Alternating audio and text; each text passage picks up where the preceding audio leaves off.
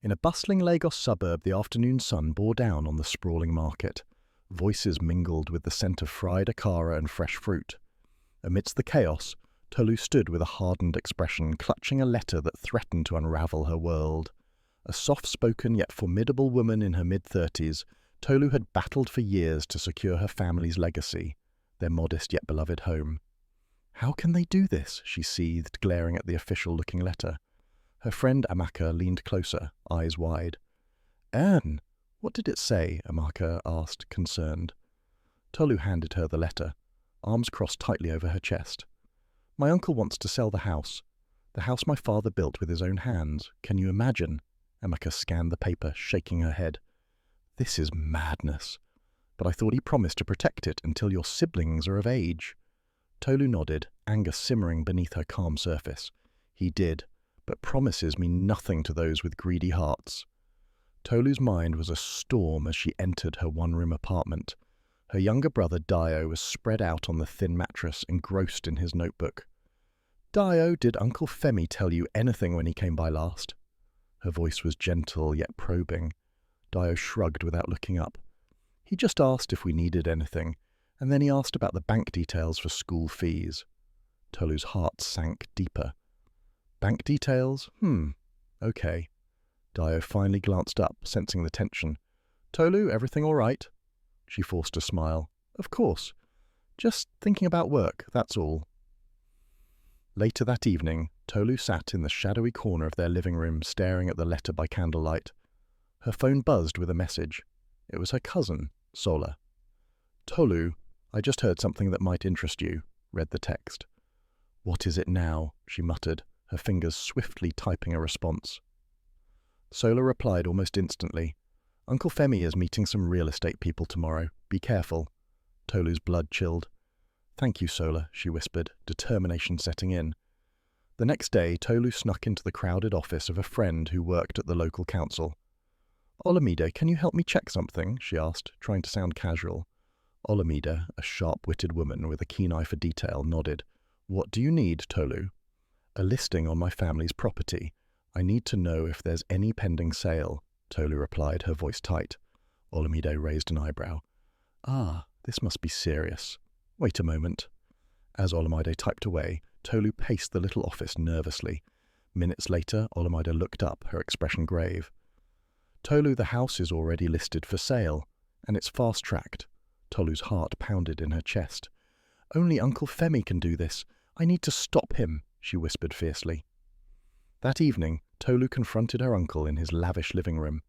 The air was heavy with tension and unsaid words. "Uncle Femi, how could you?" Tolu demanded, her voice raw. "Why are you selling the house without telling me?" Uncle Femi, a portly man with a deceptive smile, leaned back in his chair. "Ah, Tolu, it's not like that. The house is too much trouble. Besides, you can always get a small flat." "Our father built that house for us," Tolu's voice trembled. "You promised to protect it." Uncle Femi's eyes narrowed. "Things change, Tolu. I have plans. You can't expect me to handle everything forever." Tolu stepped closer, her eyes burning. "I will fight for what's ours, Uncle. You won't win this." As Tolu stormed out, her mind raced with plans. She reached out to everyone she knew who might have power, influence, or advice, but with each call, hope dwindled. "What do I do now?" she muttered, sinking onto a park bench. The sun dipped below the horizon, leaving the world painted in shadows and uncertainty. She dialed Sola again, desperation creeping into her voice. "Is there any other way to stop the sale?" "Maybe talk to Auntie Funke," Sola suggested. "She's always known how to handle him." Tolu nodded, feeling a flicker of hope. "I'll try. Thank you, Sola." The next morning, Tolu found herself sitting across from Auntie Funke in her cozy kitchen. The warmth in the air was both comforting and galvanizing. "I heard about the mess. Femi's always been greedy," Funke said, pouring Tolu a cup of steaming tea. "But you must be careful. Losing your temper won't help." Tolu nodded, grateful for her aunt's wisdom. "I just don't know how to stop him legally." "Patience, my dear. Gather evidence and find loopholes. You can argue that the property is still legally yours until your siblings are of age," Funke advised gently. Tolu's heart surged with renewed determination. I will do everything I can. Thank you, Auntie. Back in her apartment, Tolu settled her mind, poring over documents late into the night. Her brother matured in a world she struggled to control. The shadows grew long as exhaustion threatened to consume her. But as the first light of dawn touched her window, Tolu felt the flicker of hope solidifying into a plan. She rose, energy renewed and resolve hardened. "Get ready, Uncle Femi," she murmured. "This fight isn't over." With a determined nod, Tolu set her sights on justice, ready to reclaim her family's legacy. Tolu paced anxiously outside her uncle's office. She had managed to secure a brief audience with him. Her heart pounded in her chest with each calculated step that brought her closer to confronting Uncle Femi once more. She glanced at the papers clutched tightly in her hand, the evidence she hoped would halt the sale. Inside, Uncle Femi's office felt cold, its sterile environment at odds with the family bonds it threatened to sever. As Tolu entered, her uncle looked up with feigned surprise. "Ah, Tolu, back again so soon?" Uncle Femi smirked, leaning back in his chair. Tolu took a deep breath, trying to steady her nerves. "Uncle, this has gone on long enough. I've obtained proof that you're selling the house prematurely. I'm asking you one last time, stop this." Femi chuckled softly, an infuriating blend of amusement and dismissal. "You think you can come here with a few papers and scare me, girl?" Tolu's voice rose in anger and desperation. "You won't get away with this, Uncle. Not if I have anything to say about it." As she left the office, Tolu's phone buzzed with a call from her brother Dio. She pressed it to her ear, her hands shaking slightly from the confrontation. "Tolu, Auntie Funke just called. She said you should come to her house and that you should hurry," Dio relayed, his voice carrying an edge of urgency. Tolu's feet broke into a hastened stride. Her thoughts raced with the possibilities of what new strategy Auntie Funke might have come up with. In Auntie Funke's familiar kitchen, Tolu sat, tension etched across her features. Funke studied her niece with a mix of sympathy and resolve. "Tolu, you need to listen carefully," Funke began softly.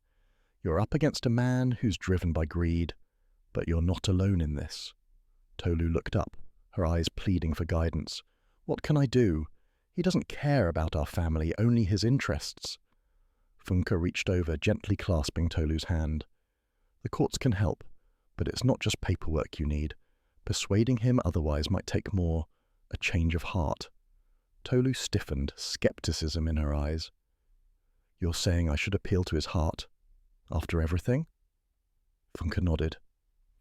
"It sounds impossible, I know, but anger and revenge will only embolden his defenses. Sometimes light has to pierce through the darkest places to bring change.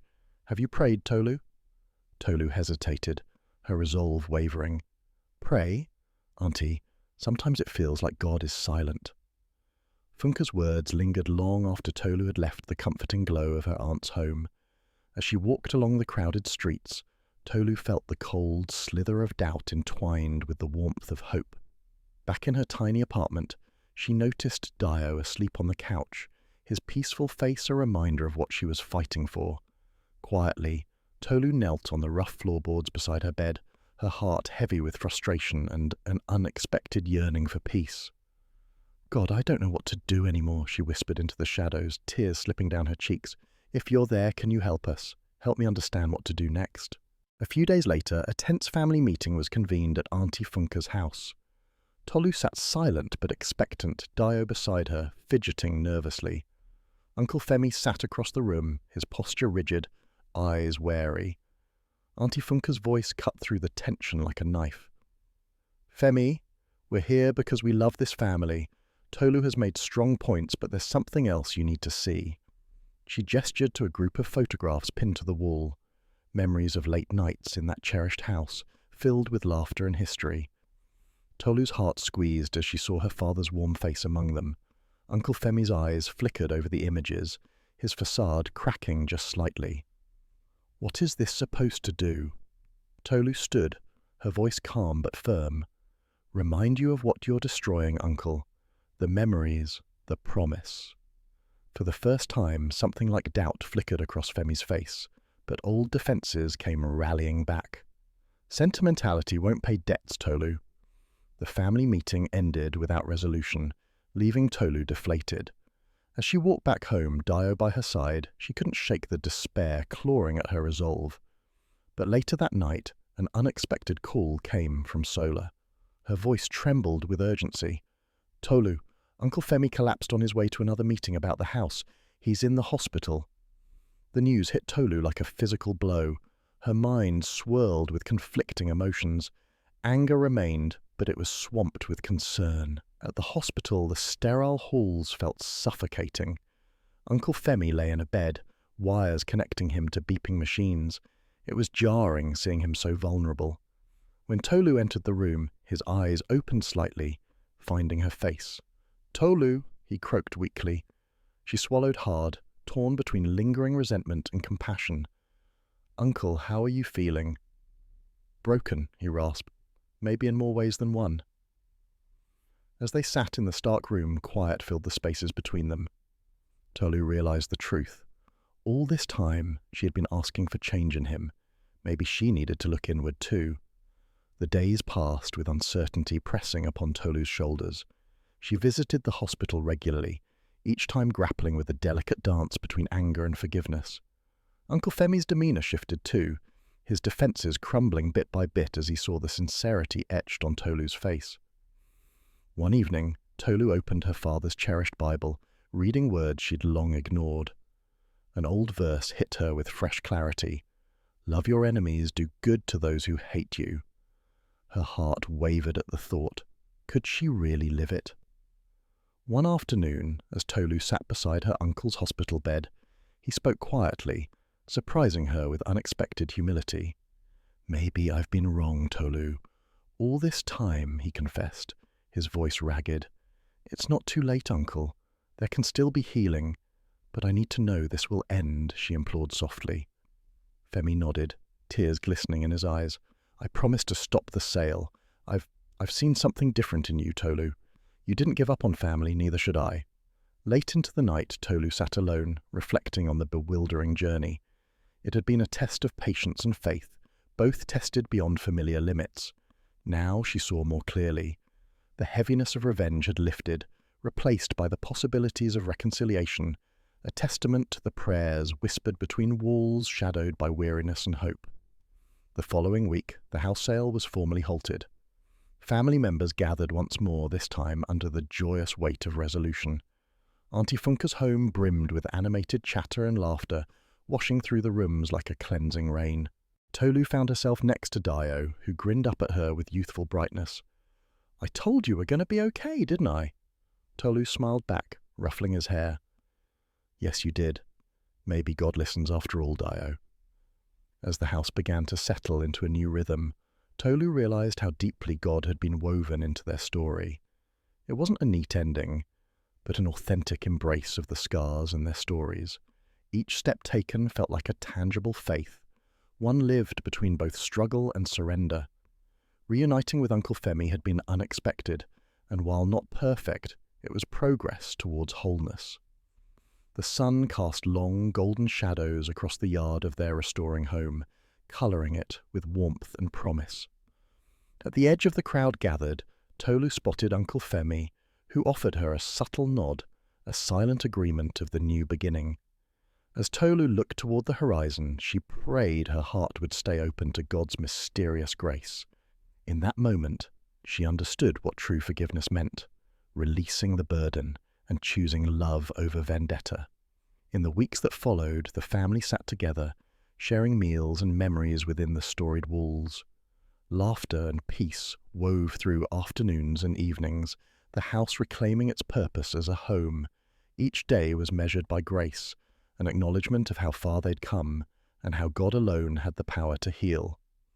One particularly vibrant sunset, with light spilling across their dining table, Tolu whispered a prayer of gratitude. It wasn't just about the house spared, but the hearts restored. Uncle Femi glanced at her from across the table, and then, with an unforced conviction, said softly, "Revenge loses, Tolu. Only Christ wins." And in the stillness that followed, Tolu understood fully. The battle for revenge had ended, but the journey of faith was only beginning. Thank you so much for listening to this intriguing story. I hope it touched you or taught you something. For more stories like this, don't forget to like, share, and subscribe to the page. And guys, if you'd like to see a part 2, or you have thoughts on what happened, let me know in the comments below. I'd love to hear from you. See you in the next story.